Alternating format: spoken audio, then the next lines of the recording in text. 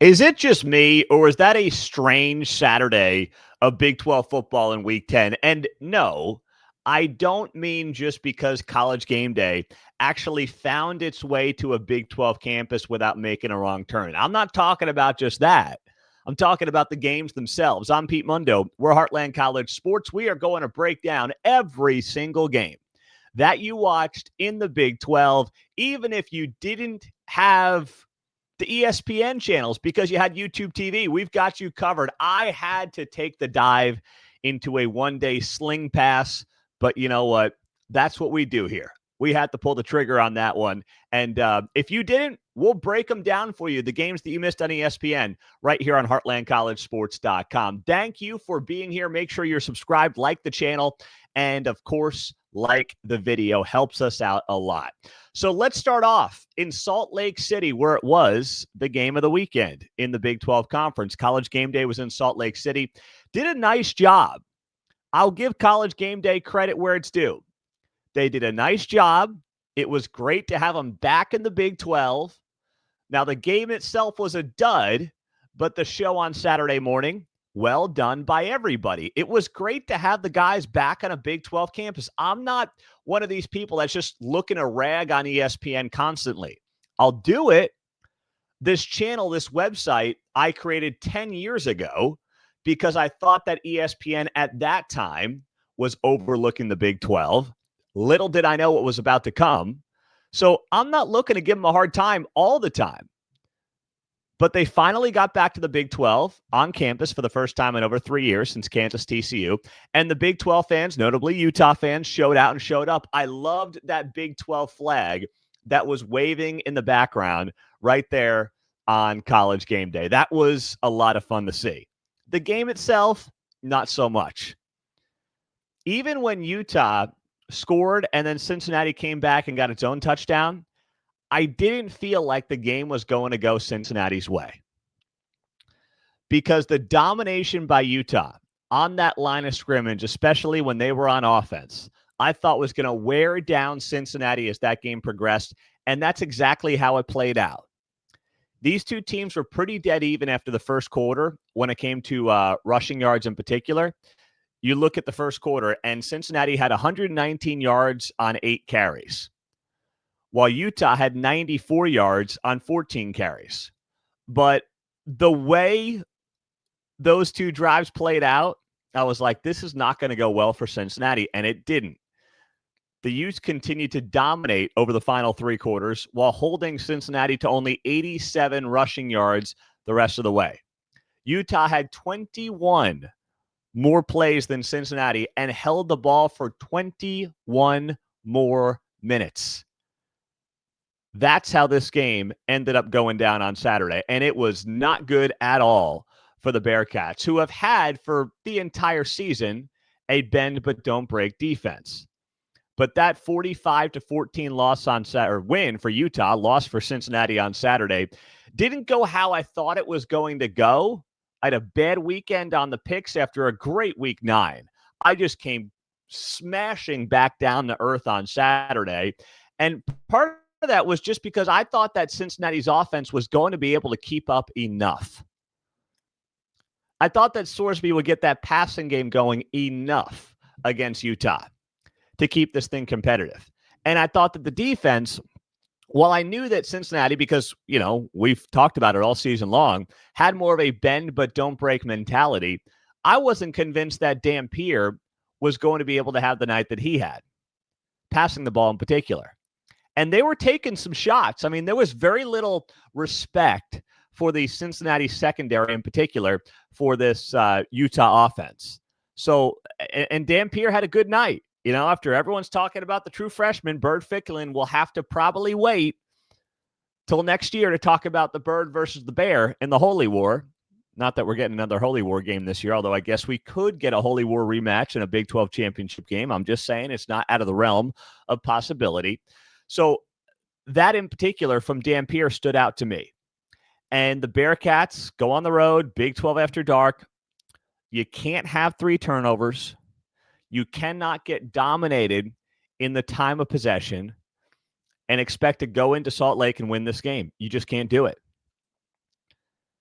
And the other thing that stood out to me, like in the second quarter, you had the fumble by Sorsby, and that was such a, you know, it was early, but it felt like a nail in the coffin for the Bearcats because you are already getting dominated in time of possession. Cincinnati was having its way with these long drives, and you have that turnover in that spot from your leader, from your face on offense. And it's like, gosh dang, missed field goals. You know, Tawi Walker at running back, I told you, I was confident he was going to end up having a solid game. And that the loss of Evan Pryor, not that you want to lose your top running back, but the loss of Evan Pryor was not going to be the thing that made or break this game. And it really wasn't the thing that had a huge swing on this game either way. I don't think that game goes much differently if Evan Pryor's at running back for Cincinnati. So that's more of a testament to Utah than it is anything else.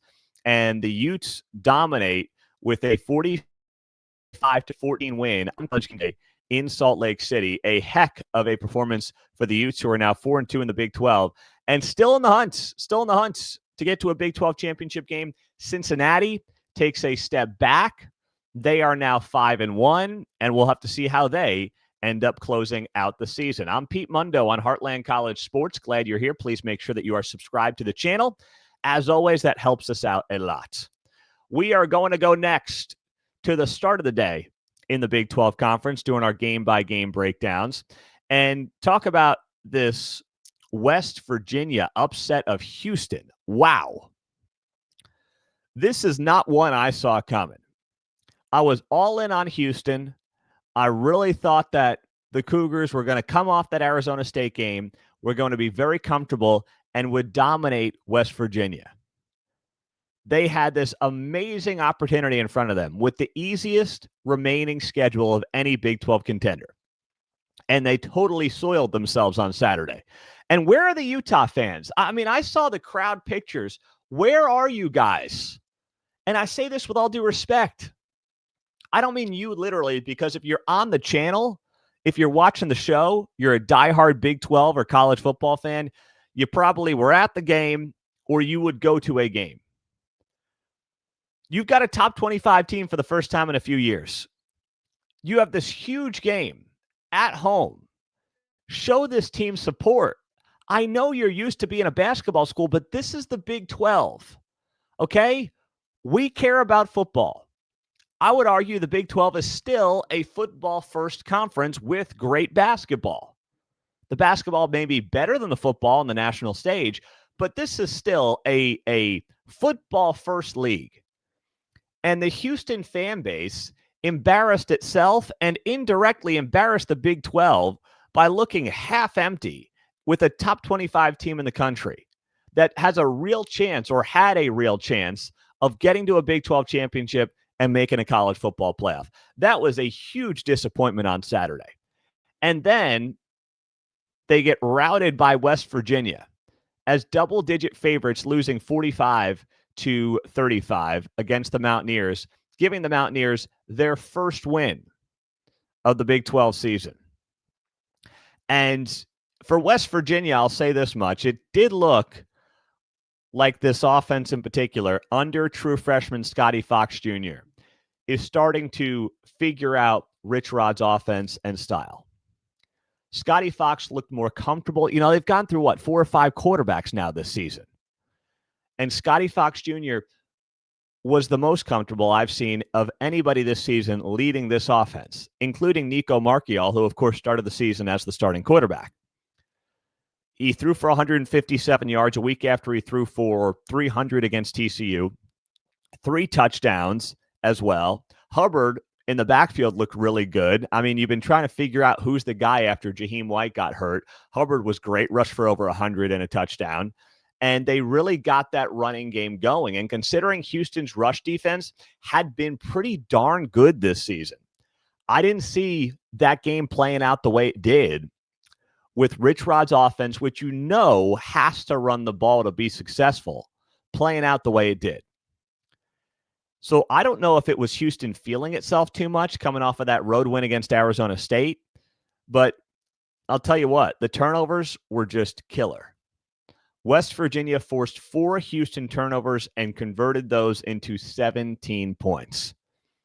And that pick six by Connor Wigman felt like just the backbreaker. Second half, they're down 24-21. They're driving. They were moving the ball pretty well. They were just sloppy with it. And that pick six from Wigman, I think it was Scruggs who took it back to the house for West Virginia. But that ball, literally, when he released it, and that ball's floating in the air to the near side flat, I'm like, that is the slowest developing pass I've seen at this level in a long time.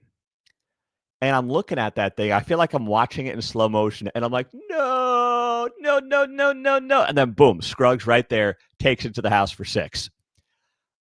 That was, I couldn't believe how slow that thing developed. It looked like a middle school play. And then he floats it. I don't know if he didn't see the defender or what was going on. But even if there was no defender within 10 yards, that was a slow developing pass and play. And it was like, in real time, I'm watching it, and I'm like, this is not going to go the way I think it's going to go. It's not going to. Oh, it's going to go exactly the way I think it's going to go. And that was whatever it was, 90 yards the other way to the house.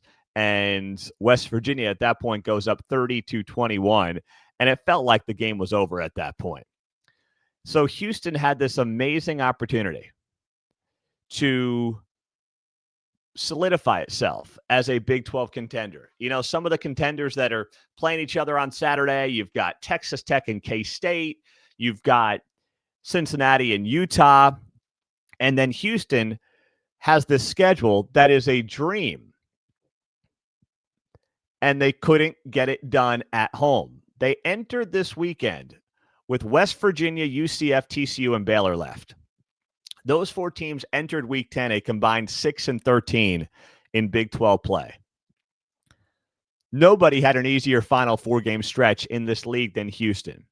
Had they won out, there was a great likelihood that they would be playing in Arlington. Now, it would have depended on a few things. Tiebreakers could have been involved. They probably would not have gotten the benefit of the doubt on the tiebreakers because their schedule has been softer. But wow, I did not see that kind of performance coming, which is a testament to Rich Rod's guys going on the road, banged up this season, 5 different quarterbacks, a lot of key pieces missing, and just grinding out a really solid win, forcing a bunch of turnovers, and taking out a top 25 team that apparently had a little too much mojo going coming out of the Arizona State game last week. So great job by West Virginia and a very good win for the Mountaineers. Now, let's talk about Baylor's domination of UCF 30-3 on Saturday. This game is the kind of game that a lot of us thought Baylor would have throughout the season. You would have Sawyer Robertson lighting up the scoreboard. You would have Dave Aranda fixing the defense. The problem is they really hadn't had a game like this all year. Well, they had it on Saturday. And we'll get to Dave Aranda's job status and what exactly that looks like here in a little bit. But this is the kind of game that can kickstart a really impressive stretch for Baylor football that allows Dave Aranda to retain his job. He could end up doing that for a second straight season. I know there are Baylor fans that want him out, but you have to look at the landscape and say, who are we getting who's guaranteed to be an upgrade? Is this the most efficient way to spend our time and money? I'm not convinced that it is just yet. And maybe that's recency bias based on what I just saw Baylor do against UCF. But I'm watching the game and saying, you know, guys, I wasn't on Baylor's side. I've been riding against Baylor for the last couple of weeks, and I've done well betting against Baylor the last couple of weeks. I did it again on Saturday. I figured they're out of it. They're done. UCF's off a bye. They've been showing some life on both sides of the ball.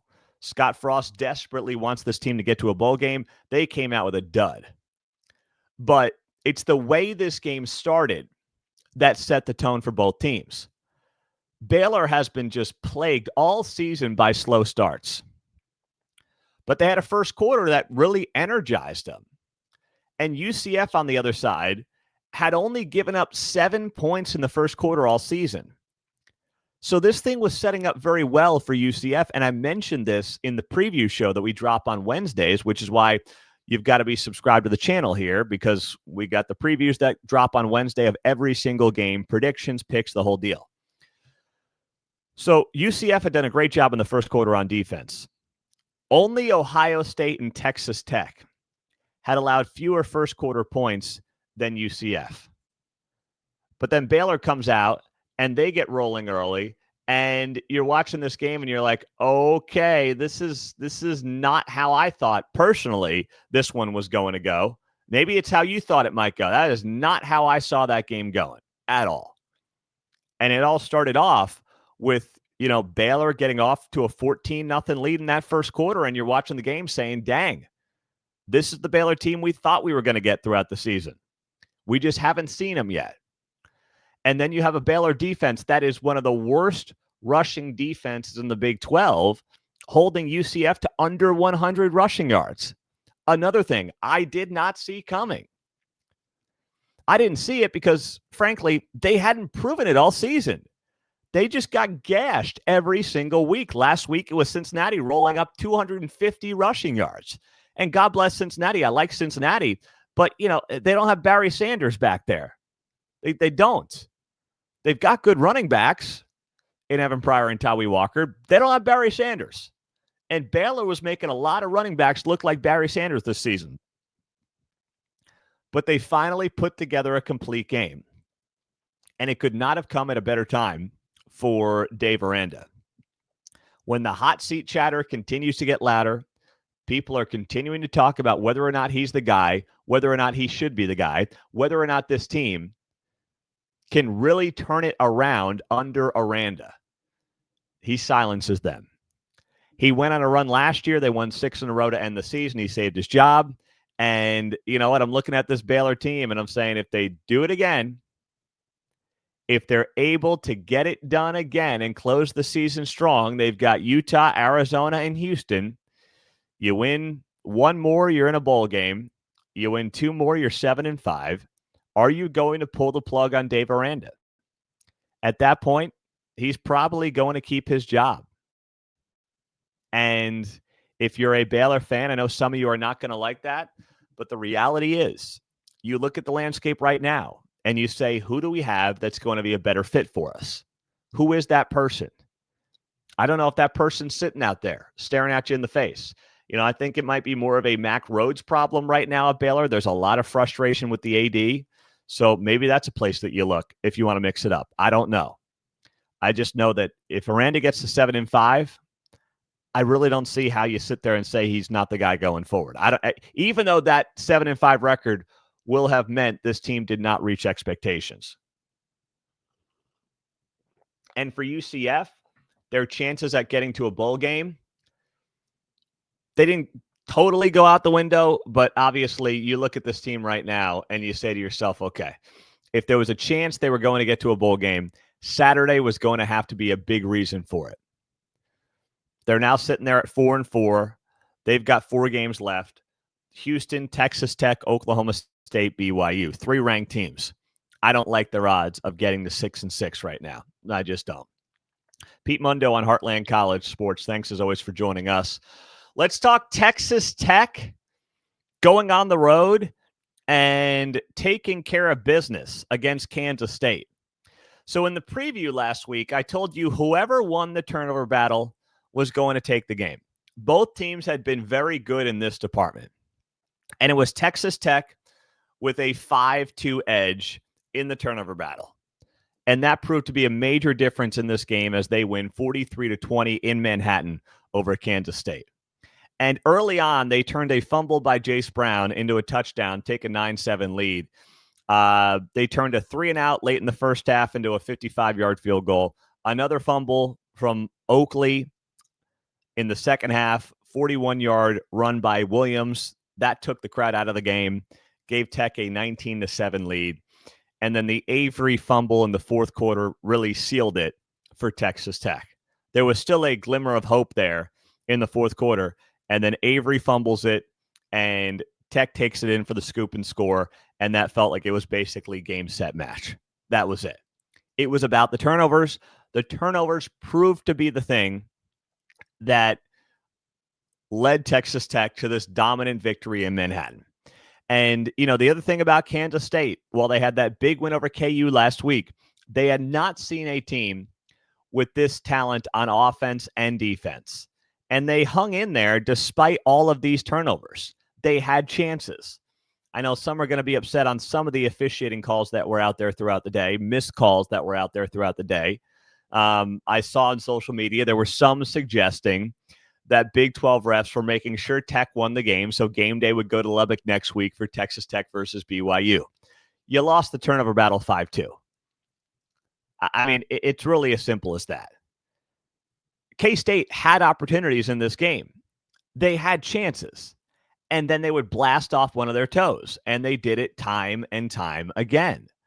So whether it's controversy over a missed hold call here on Oakley or, the second fumble by Brown, whatever it might be, I mean, there was a lot of different things that came up in the conversation throughout that game.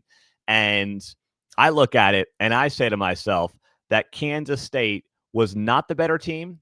They didn't protect the ball. They didn't deserve to win. And early on, I wondered about some of the play calling in this game, too, for Kansas State. I mean, you look at the way they started this game. They start off with a quick interception from Avery Johnson. Then the second drive, they start to realize, hey, if we're going to win this game, it's going to be on the ground with Avery using his legs. They go rush, pass, rush, and then big rushing touchdown from Avery Johnson. Third drive, what do? Pass. If they were going to win this game, I know that Tech has a really good run defense, but I really thought that Avery Johnson's legs were going to be a key to win the game. And I didn't think that it was smart to really get away from that as early in the game as they did. You're at home. You got the crowd on your side. You've got to keep this Tech offense off the field, too, with Baron Morton back.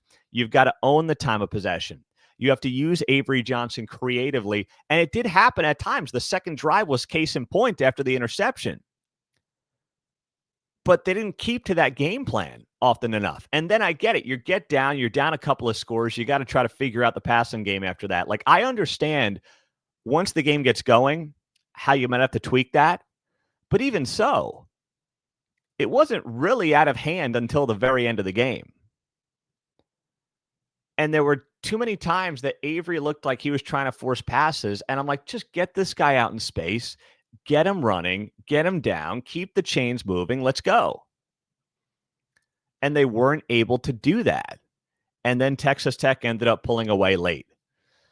Now for the Red Raiders, this team is off to its best start in nearly 2 decades, since the heyday of the Mike Leach era.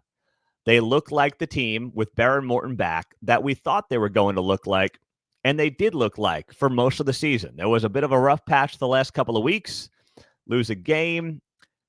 You're wondering whether or not this team actually can meet up and reach expectations, and they put a lot of that to rest on Saturday. The defense was just incredible. David Bailey, Jacob Rodriguez leading the way with this unit, and it is so much fun to watch these guys ball out. It's so much fun to see Texas Tech as really still, to me, this year, a defensive first team. That's not taken away from the offense at all. Please don't interpret it that way. It's just amazing to watch this defense do as much damage as it's done in its best game so far this season. And that was a case in point example on Saturday against Kansas State on the road in a tough place to play in a tough environment. So the Red Raiders just had a great Saturday. Now they've got College GameDay coming to their house. And they got a top-ranked quarterback on Saturday too. A 2027 quarterback announced that he was coming to Texas Tech, Kavarian Bryant. So it's like, man, what a Saturday it was for Texas Tech. That was amazing to watch this team play, and then to see some of their off-field news as well. Kavian Bryant, I apologize for the name screw-up. But, top 2 quarterback in the class of 27 commits to Tech during the game. They get game day to announce they're coming to Lubbock next week after the game. And that all comes as the cherry on top for a dominant win at Kansas State. What a game, and great performance all around by the Red Raiders. Please make sure you're subscribed right now to the channel here at Heartland College Sports. I'm Pete Mundo. Thank you, as always, for being here as a part of the show. Let's dive into the next game here I want to talk about. Where are we going? Arizona State beating Iowa State 24-19. Another game I admit I did not see coming. Iowa State was trying to snap a 3-game losing streak. They had not had a 4-game losing streak since 2022. Arizona State was without Sam Leavitt, their star quarterback, going on the road, with Jeff Sims, who did not look good last time he stepped on the field against Utah. They lost by 32. Jeff Sims sets an Arizona State record with 228 rushing yards. Iowa State's defense gave up 290 rushing yards on the day, as Arizona State ends up winning the game by 5 points on the road, with the rain and everything else falling in Ames throughout the afternoon. That is a heck of a performance by Jeff Sims. He keeps this Arizona State team in the mix to repeat as Big 12 champs. And it's all because of what he did on the ground. And, you know, we've watched this Iowa State team all season long. They have struggled in the running game. Okay? I mean, it's not something that is new if you've watched Iowa State football. They've been banged up on defense. It has not been your typical John Haycock kind of defense for Iowa State this season. But I just figured at home, knowing full well the only way Arizona State has a chance is by using Jeff Sims' legs. They would not basically allow him to be as effective as he was. They would just say, you know what, if we're going to lose to Jeff Sims, it's going to be through the air. It's not going to be on the ground. We are going to stack this thing up, and we're going to say to Jeff Sims, here's 8-9 guys in the box, beat us with your arm. And there were times they did it, and Jeff Sims just made the play. I mean, that certainly did happen a couple of times, but it was just domination up front by Arizona State. And for Iowa State, it was another sloppy day of special teams. I mean, I couldn't believe it. You had what? A couple of missed field goals, missed extra points. I mean, and I know it's raining, but man, that part of the game has plagued Iowa State on and off during the Matt Campbell tenure, and it came back to bite them on Saturday. Just did. So it was also a bad game for Rocco Becht. He was off once again. Fewest yards for him since the Iowa game. Now, I will say the Benjamin Brahmer criticism was not fair. I heard that come from the TNT broadcast and some people on social media being like, how does he throw the ball to Brahmer? Now, if you missed it, it's at heartlandcollegesports.com. It's all over our social media. Star tight end Benjamin Brahmer in the second half took a huge hit. He gets up, takes a few steps, and just collapses. It was a bad scene. Iowa State said a couple hours after the game that he has been discharged from the hospital, so that's great news.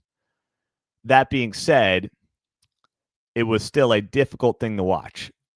But to criticize Rocco for passing the ball there, I mean, that game is moving so quickly. He was not trying to get his guy injured like that. I mean, it's a tough throw into a tight window. Brahmer's a big dude. You take that chance. I can't get on Rocco for that there. I couldn't do it. But he didn't have a good game. And he's frankly had a bad stretch here that has been part of the reason that Iowa State has lost 4 in a row now for the first time since 2022. And you've got an Arizona State team that is still in the mix at 4-2. And I thought it was great after the game. Kenny Dillingham came out and he said, you know, we're not playing for second place here. He's got a backup quarterback. They've been pretty banged up at times this year as well as the defending Big 12 champs. And there's Kenny Dillingham, you know, with job rumors swirling and everything else, being like, no, my feet are here. I'm in Tempe, and I'm not playing for second place. And this team is not playing for second place. And honestly, when everyone heard the news that Leavitt was done for the season, they figured this team was not only not playing for second place, they weren't playing for third place, they weren't playing for fourth place, they might have been playing for fifth place at that point. And you can't help but just continue to love Kenny Dillingham, the attitude that he's got, and what he brings to this game, what he brings to this conference. And after the game, if you missed it, he had a great moment. He's getting interviewed on the field by the TNT broadcaster, and he says to her after the game, "You guys do a great job on the broadcast. You have prominent Big 12 voices who are now basically saying to TNT, please take these games and take this league away from ESPN and do it sooner rather than later." They are basically saying to Brett Yormark, get out of bed with ESPN. Let's go to TNT. Let's solidify this relationship. And let's, you know what, tell the worldwide leader they can have all the SEC they want and the pound sand. That's the underlying message here. It started, I believe, right here on this show, Heartland College Sports, and on this website, and with this fan base. And I'll use this microphone as much as I can. But when Kenny Dillingham is standing there on the field talking to TNT after a win, it's not just about praising TNT. It's clearly a slight at the competitors in the television space who have not given this league the time of day until they decided, oh, I guess we'll go to game day here this week. And all right, fine, we'll go to Lubbock next week. And you know and I know that part of the trip to Lubbock is going to be about getting Mahomes to be their guest picker because the Chiefs have a bye next week. And if they can pull that off, watch out, man. That's going to be amazing. The ratings are going to be through the roof for College GameDay next week if they can get Mahomes to Lubbock to be the guest picker. And I'm not trying to take anything away from the Big 12 and from Texas Tech. You know, I have been the biggest supporter of this league when it comes to getting more respect from the national media. But a lot of that, if they get Mahomes there, is going to be about him as much as anything else. We all know that to be the case. I'm not going to sit here and tell you that ESPN suddenly loves the Big 12. It doesn't. But it knows this is the right move for them and for their ratings as well. Pete Mundo on Heartland College Sports. Please make sure you are subscribed to the channel, joining us here, as always, as a part of the show. We got to talk about Kansas taking care of business and blasting Oklahoma State. Oh, my goodness gracious. That backdoor cover was just that was a killer. That one hurt. There's not a lot coming out of this game that, you can really analyze. But KU's a 23.5-point favorite. They're up 38-14, leading by 24. And Oklahoma State decides, let's put together a nice, long 75-yard drive, and we'll do it with a couple of minutes left in garbage time, and we'll score a touchdown to cover the spread and lose 38-21. And that is what Oklahoma State did. And considering I had a tough Saturday, I'll deal with it. That's okay. It happens, but it did not help my cause at all with the way that game played out. So KU got off to a slow start, but it really was more about the defense getting off to a slow start. And the defense got off to a slow start because, well, Zane Flores was back at quarterback for Oklahoma State, and he gives them just a more polished look on that side of the ball. Sam Jackson's not it on that side of the ball, okay? He's not the guy. Never was going to be the guy. But they were battling injuries at the position. Zane Flores returns, and he looked halfway decent. Last week I picked Oklahoma State because there was rumors that Flores not picked him to win, picked him to cover against Tech because there were rumors that Flores was going to come back. He didn't come back last week. Same thing this week. And I'm like, I don't know what to make of this. I'll just go with KU to cover. Oklahoma State ends up getting back Flores. He looked pretty good. He kept him in the game. KU scored on its first two drives. They only got two drives in the first half, though, because Oklahoma State's offense was playing halfway decent. So that's what that game ultimately really came down to. And then KU ends up scoring on its 4 touchdown drives in the second half. They had 4 drives, 4 touchdowns.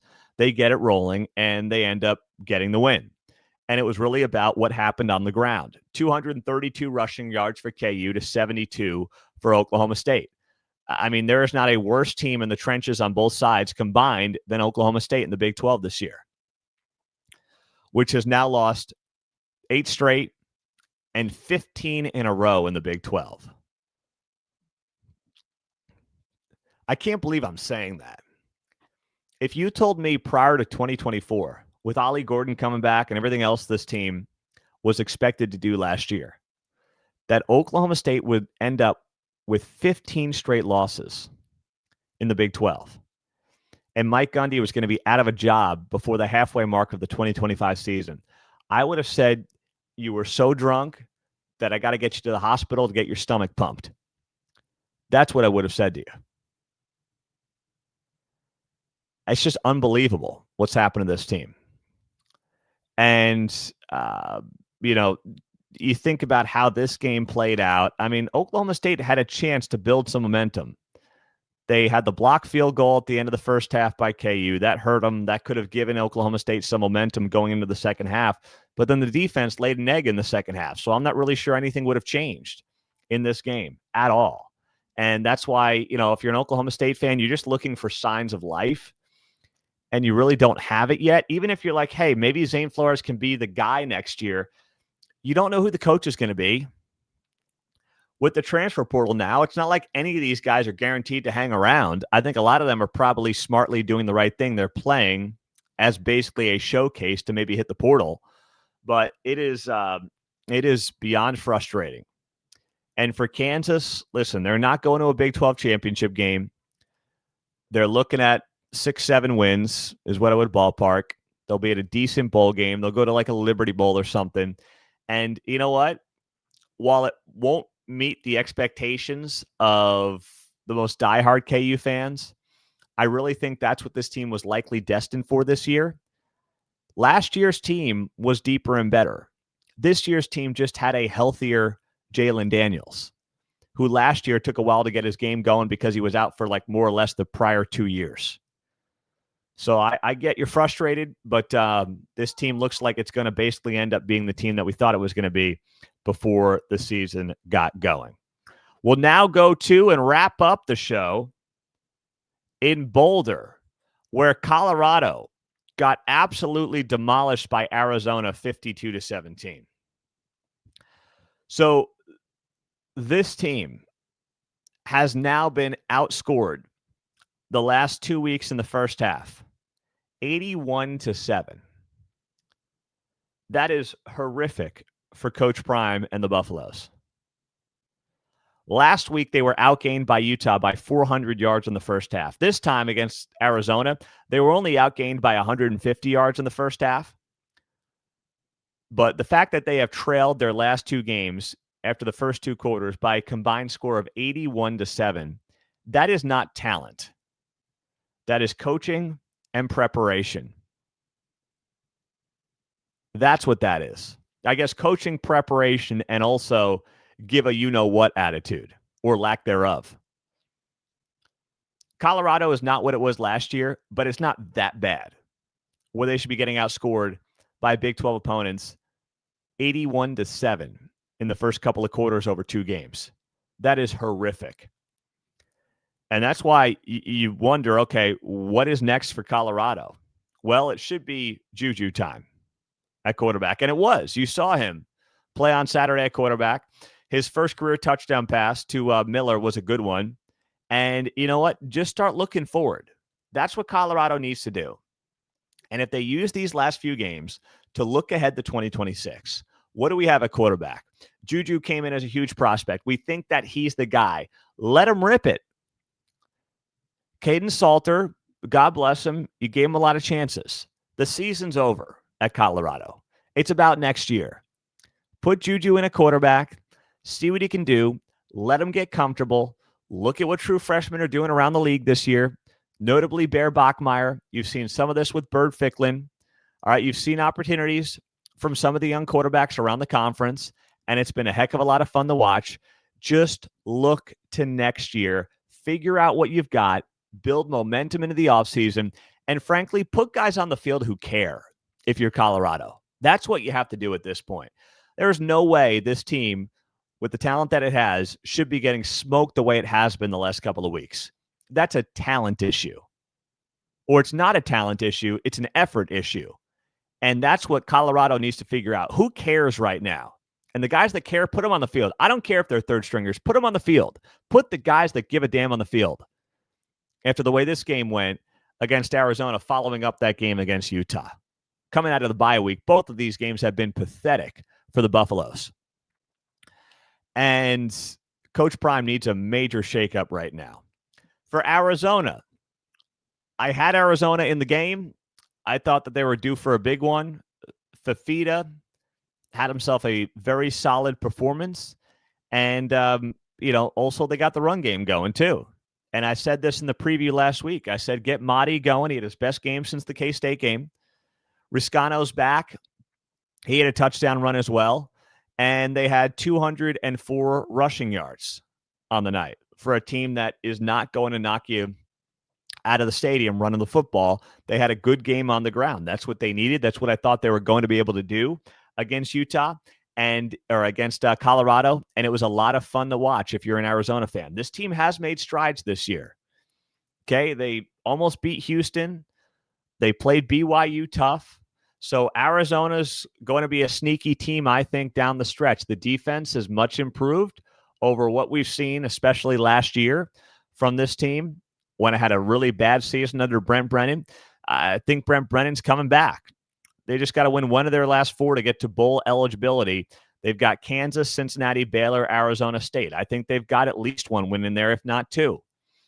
And then you're talking about a 7-5 season. That would be a big upgrade for Brent Brennan coming out of last year's, 3-9 debacle. And there's at least reason for optimism in Tucson coming out of this year, if they can get at least one more win, but I believe they might be able to squeeze out 2.